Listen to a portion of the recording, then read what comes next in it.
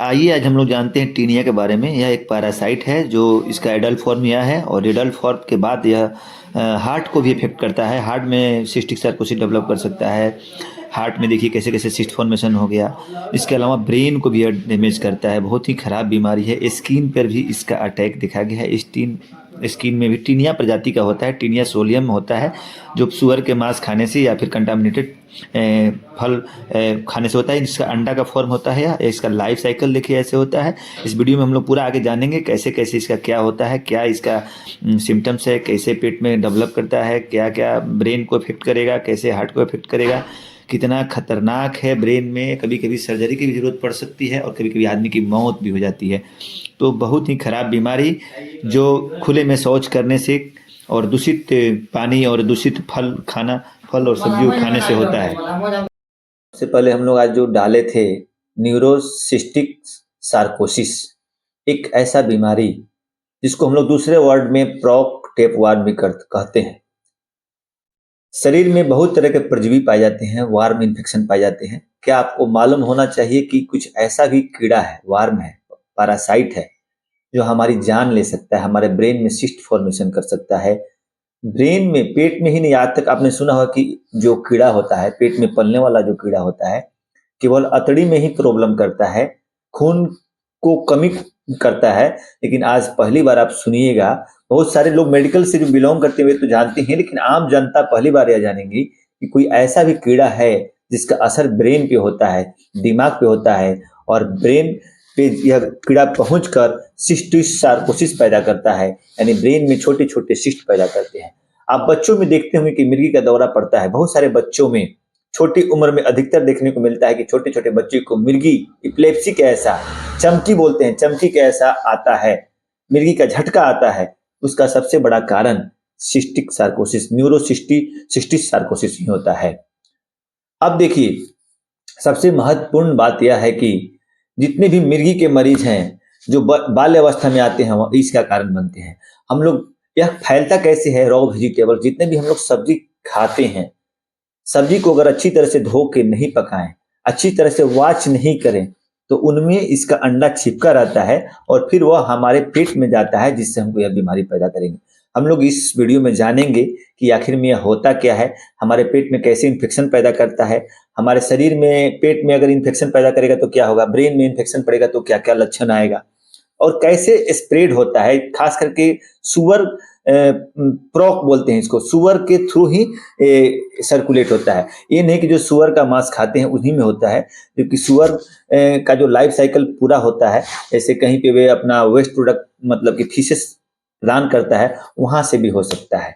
बंदा गोभी आप देखते होंगे, बंदा गोभी सबसे प्रमुख कॉज इसका होता है। बंदा गोभी में क्या होता है कि जब पत्ती का लेयर चढ़ता है, 1 layer, 2 layer, 3 layer, 5 layer, 10 layer, 20 layer, 30 layer, आप देखते होंगे कि जब बंदा गोभी बनाते हैं तो आप क्या कीजिएगा कि उसका 1 लेयर, 2 लेयर और 3 लेयर हटा सकते हैं, लेकिन उसके भीतर अगर अब शुरू की अवस्था में ही अगर जब बंदा गोभी का उत्पत्ति हो रहा है और उस समय अगर 3-4 लेयर बंदा गोभी का है और उसमें कहीं जो ये वार्म है, जो इसको टीनियसिस बोलते हैं, जो टीनिया का यदि एग अगर आके वहां पे जमा हो गया है, फिर उसके ऊपर से बंदा गोभी का आवरण चढ़ गया, फिर चढ़ गया, फिर चढ़ गया, तो उसके भीतर वाले आवरण को आप धो नहीं सकते हैं, क्योंकि पत्ता निकाल के आप बंदा गोभी को नहीं धोते हैं, तो उसमें यह चिपका रहता है और वह हमारे पेट में जाता है और हमारा अपना लाइफ साइकिल पूरा करता है और हमको बीमारी पैदा करता है। सबसे अद्भुत बात यह है कि खाना जो हम लोग बनाते हैं, उबालते हैं, उसके द्वारा भी यह अंडा इसका नहीं मरता है।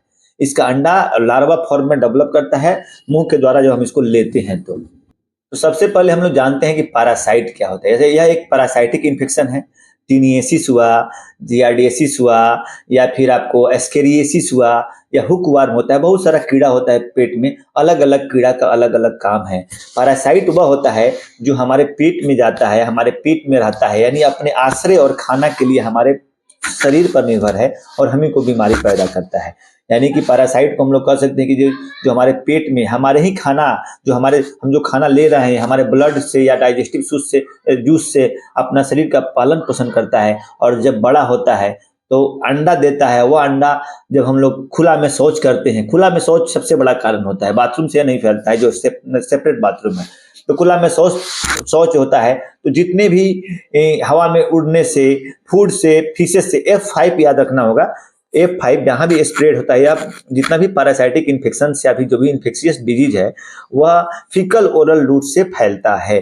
फीकल ओरल रूट का मतलब होता है कि खाना के द्वारा और मल मूत्र के द्वारा, मतलब कि हम यदि कोई खाना खा रहे हैं और कहीं हवा से उड़ के या फिर वह दूषित पानी से बनाया गया है और उसमें अगर इस किसी भी चीज का पैरासाइटिक चीज का लार्वा अंडा है या बैक्टीरिया का कोई मोलिक्यूल है तो उससे हमको बीमारी हो सकता है। यानी कि हम लोग F5 इसलिए बोले कि फ्लाई, F मतलब फूड, दूसरा F मतलब फीसेस, तीसरा F मतलब फ्लूइड, फ्लाई फ्लाई और फिंगर, यानी कि हम लोग खाना के रास्ता से ये इन्फेक्शन फैल सकता है, पानी गंदा कंटामिनेटेड पानी है उसके रास्ता से इन्फेक्शन फैल सकता है, या फिर कहीं मल मूत्र खुला में कर दिए फीसेस उसके द्वारा फैल सकता है, या फिर फ्लाई मक्खी, मक्खी वही मक्खी मल मूत्र पे बैठती है, वही मक्खी गंदा जगह पे बैठती है और वही मक्खी हमारे खाना पे आके बैठ जाती है और उसको हम लोग बिना कुछ हटाए मतलब फेंके हुए खा लेते हैं, सोचते हैं कि मक्खी है ना चलो इसे कर दिए चला गया।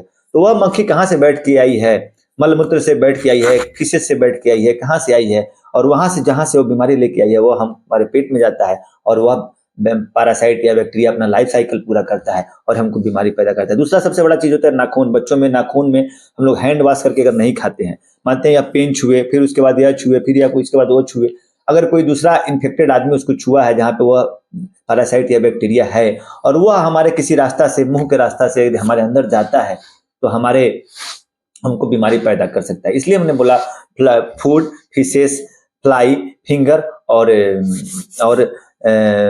वाटर के द्वारा फैलता है। तो सबसे पहले हम लोग पैरासाइटिक इन्फेक्शन के बारे में जानेंगे। हम लोग आज टीनियासिस के बारे में बात करेंगे, टीनिया के बारे में बात करेंगे जो न्यूरोसिस्टिस सार्कोसिस कॉज करता है, टीनियासिस भी कॉज करता है। लेकिन उसके पहले थोड़ा सा हम बताएंगे, राउंड वार्म होता है जिसको एस्केरिस लम्बिक्वाइड बोलते हैं और वह क्या करता है हमारे पेट में जब उसका इन्फेक्शन लगता है तो हम जो डाइजेस्टिव जूस हम तैयार करते हैं अपने भोजन के द्वारा जो शरीर में एनर्जी देने के लिए, वह डाइजेस्टिव जूस को पीता है। दूसरा एक प्रजाति होता है हुक वार्म का। हुक वार्म क्या करता है कि इंटेस्टाइन के वाल से ब्लड को सक करता है। जिसमें भी हुक वार्म का इन्फेक्शन होगा वह क्या करेगा, उसमें हीमोग्लोबिन एनीमिया की कमी हो जाएगी क्योंकि वह डाइजेस्टिव जूस को नहीं खाता है, वह केवल ब्लड को सक करता है। तीसरा प्रजाति जो होता है आपको टीनिया सोलियम, जिसके बारे में हम लोग अभी बात करेंगे, टीनिया सोलियम से टीनियासिस होता है और यह न्यूरोसिस्टिस सार्कोसिस रोग पैदा करता है। और जितने भी यह पैरासाइटिक इन्फेक्शन होते हैं वह जो बियर फूड या फिर कहीं भी कंटामिनेटेड फूड और फूड या फ्लूइड के द्वारा यदि उसका इन्फेक्टेड एग उसमें आया हुआ है, किसी भी रास्ता से आया हुआ है, उसी से फैलता है, चाहे वह रॉ वेजिटेबल्स के द्वारा हो या फिर अन्य किसी कारण से हो। तो सबसे पहले हम लोग इसको समझेंगे, जानेंगे। तो हम लोग आज जो जानने वाले हैं न्यूरोसिस्टिस सार्कोसिस जो टीनियासिस होता है, तो जब भी टीनिया का टेप वार्म इसको बोलते हैं, जब भी टेप वार्म का एग या तो अनकुक्ड फ्रॉग सुअर के मांस में पाया जाएगा या फिर कंटामिनेटेड फूड या पानी में पाया जाता है, वह खास करके इसका बंदा गोभी का सब्जी, किसी भी कारण से यदि वह उसका अंडा मल मूत्र में या किसी भी रास्ता से यदि हमारे द्वारा निगल लिया जाता है और वह इंटेस्टाइन में जाता है तो वहां पे इंटेस्टाइन वाल में क्या करता है, वह पेनिट्रेट करता है, वहां पे अपने लार्वा फॉर्म को डेवलप करता है और फिर वह पेनिट्रेट करने के बाद जो इंटेस्टाइनल वाल को लार्वा फॉर्म में जब डेवलप किया तो इंटेस्टाइन वाल के पेनिट्रेट करके क्या कर चला जाता है, वह ब्रेन में, मसल्स में, ब्लड में ट्रांसपोर्टेशन का काम होता है, आई में, स्किन में, ब्लड सर्कुलेशन के द्वारा यह फैल जाता है। तो यह जब ब्रेन में पहुंचता है तो वहां पे न्यूरोसिस्टिस सार्कोसिस पैदा करता है। तो जब भी न्यूरोसिस्टिस सार्कोसिस टीनिया सोलियम के लार्वा से होगा और उसके चलते अगर वही लार्वा पेट में इंटेस्टाइन में इन्फेक्शन किया तो उसको हम लोग टीनियासिस बोलेंगे। जब एडल्ट वार्म लार्वा जो होता है, इसका जो लार्वा फॉर्म में कभी कभी मैच्योर एडल्ट वार्म में डेवलप करता है तो इंटेस्टाइन में अपना अंडा देता है, अपना एग देता है और यह एग जो होता है फिर क्या होता है, उस किसी जो इन्फेक्टेड मनुष्य है उसके द्वारा खुला में शौच के द्वारा वह एक मतलब जो शौच किया, जो फीसेस आया उसमें उसका एग भी आता है और वह एग हवा के द्वारा या फिर हवा के झोंका के द्वारा वह एग उड़ के वहां पे जो अगल बगल में जो मतलब कि सब्जी रोपा हुआ है, जो सब्जी हम लोग खाने के लिए इस्तेमाल करते हैं, उस सब्जी में चला जाता है और वहाँ जाके उसका एक चिपक जाता है और वहाँ चिपका रहता है। यदि हम लोग उसको रनिंग वाटर में बढ़िया से वॉश नहीं करेंगे, अच्छा से उसको धोएँगे नहीं, अगर वैसे ही बना के खा लेंगे, बहुत सारे लोग गाजर, मूली क्या करते हैं, ऐसे ही उखाड़ के खाते हैं, उनको इस चीज़ का खतरा ज़्यादा होता है। तो बिना भी धोए, बिना अच्छी तरह से रनिंग वाटर में धोए, 5 मिनट बिना धोए आपको इस चीज़ का इस्तेमाल नहीं करना है, नहीं तो आप बंधा गोभी, मूली, गाजर या जो भी रॉ वेजिटेबल्स, खीरा, ककड़ी जो भी खाते हैं, आप एक बहुत बड़े प्रॉब्लम में फंस सकते हैं। और ब्रेन में सिस्टिक सार्कोसिस जब डेवलप करेगा तो सिस्ट जैसा बहुत सारा सिस्टिक फॉर्मेशंस वहाँ डेवलप कर जाता है और ब्रेन में जाने का इसका अलग अलग सिस्टम सिम्टम्स है। यह जब से ब्रेन में इसका जब जब टेपवर्म जो होता है, टीनियसिस, टीनिया का जो प्रकार जो है, जैसे वह जाएगा ब्रेन में इफेक्ट करेगा, जब न्यूरोसिस्टिक सार्कोसिस डेवलप करेगा तो ब्रेन में होने वाले डिसऑर्डर्स आपको दिखाई देंगे। पेशेंट को सीजर, मिर्गी का दौरा लगेगा, कि कन्वल्सन, मिर्गी का दौरा आएगा, इंट्राक्रेनियल्स हाइपरटेंशन बढ़ेगा, आंख से रोशनी में दिक्कत हो सकता है। उसके बाद हाइड्रोसेप्लस डेवलप कर सकता है, इंट्राक्रेनियल प्रेशर को बढ़ा सकता है, फिकल न्यूरोलॉजिकल साइन आपको डेवलप दिखाई देगा, मेटरनल स्टेटस को भी डिस्टर्ब कर सकता है और एसेप्टिक मेनिंजाइटिस कॉज करता है। स्पाइनल कोड पे इसका असर देखा गया है, मसल्स पे इसका असर देखा गया है, सब एक्यूट इन्फेक्शन देखा गया है, आई में भी इन्फेक्शन इसको देखने को मिलता है। तो इसको हम लोग जब भी मतलब अगर पेट में रहेगा तो इंटेस्टाइनल इन्फेक्शंस जो होता है, पेट मरोड़ के दर्द होना, उल्टी आना, जनरली जब तक न्यूरोसिस्टिक सार्कोसिस जो होता है ब्रेन में, जब तक सिस्टिक फॉर्म पूरा डेवलप नहीं करता है तब तक तो कोई लक्षण दिखाई नहीं देता है। जब लक्षण दिखाई दे, किसी पेशेंट को सीजर का अटैक आए या फिर और सभी मेंटली स्टेटस वाला जो न्यूरोलॉजिकल साइन मिले, उस कंडीशन में डॉक्टर्स क्या करते हैं, स्टूल एग्जामिनेशन कराते हैं, उसमें एग्स में देखते हैं कि उसका एग में कोई पारासाइटिक इन्फेक्शन तो नहीं है, ब्रेन से रिलेटेड सिम्टम है तो सीटी स्कैन, एमआरआई कराते हैं।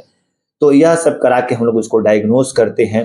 ट्रीटमेंट जो है न्यूरोसिस्टिक सार्कोसिस के लिए हम लोग पाराजिक्विंटल्स, अल्बेंडाजोल, या फिर आपको सीजर आ रहा है तो एंटी सीजर मेडिसिन दिया जाता है। किसी कंडीशंस में डिप्रेशंस अगर डेवलप किया है तो डिप्रेशंस मेडिसिन, और कभी कभी सर्जरी की भी जरूरत पड़ सकती है। तो ये इतना छोटा सा पैरासाइटिक इन्फेक्शन जिसको आप जानते नहीं है, जो आपके खाना पीने के द्वारा फैल गया, जो आपके रॉ वेजिटेबल्स के इस्तेमाल करने से फैल गया, जो आप अच्छी तरह से धो के नहीं खाए, अच्छी तरह से कुक करके नहीं खाए, यदि मतलब कि जो पीक घूमता है, अगर वहीं किसी ह्यूमन कोई आदमी जो इन्फेक्टेड आदमी है उसका फीसेस जो खा लेता है, जो स्टूल जो होता है वो अगर खाता है और उसके द्वारा पिग में चला जाता है, और पिग का जो आप मांस खाते हैं, अच्छी तरह से अनकुक्ड मीट खाते हैं, अच्छी तरह से पूरा टेम्परेचर मेंटेन करके उसको नहीं पकाया गया है, तो उससे भी फैलता है। और कंटामिनेटेड फूड और फूड और फ्लूइड से भी फैलता है, और अनकुक्ड प्रॉग मीट से भी फैलता है। तो सबसे पहले इसको समझना जरूरी है, बचना जरूरी है, बचाव ही उपाय है। आज आपने जाना न्यूरोसिस्टिक सार्कोसिस के बारे में, जो बहुत ही भयानक है, और खास करके ठंड के दिनों में हम लोग खूब दबा के बंदा गोभी, मूली, गाजर, मूली, यह सब खाते हैं और बिना धोए भी खाते हैं, तो इससे हमको बहुत बड़ा खतरा भी हो सकता है। इसलिए हमको बचने की जरूरत है। जानकारी ही बचाव है। जागरूक रहिए, सतर्क रहिए और अपने स्वास्थ्य का ध्यान रखिए।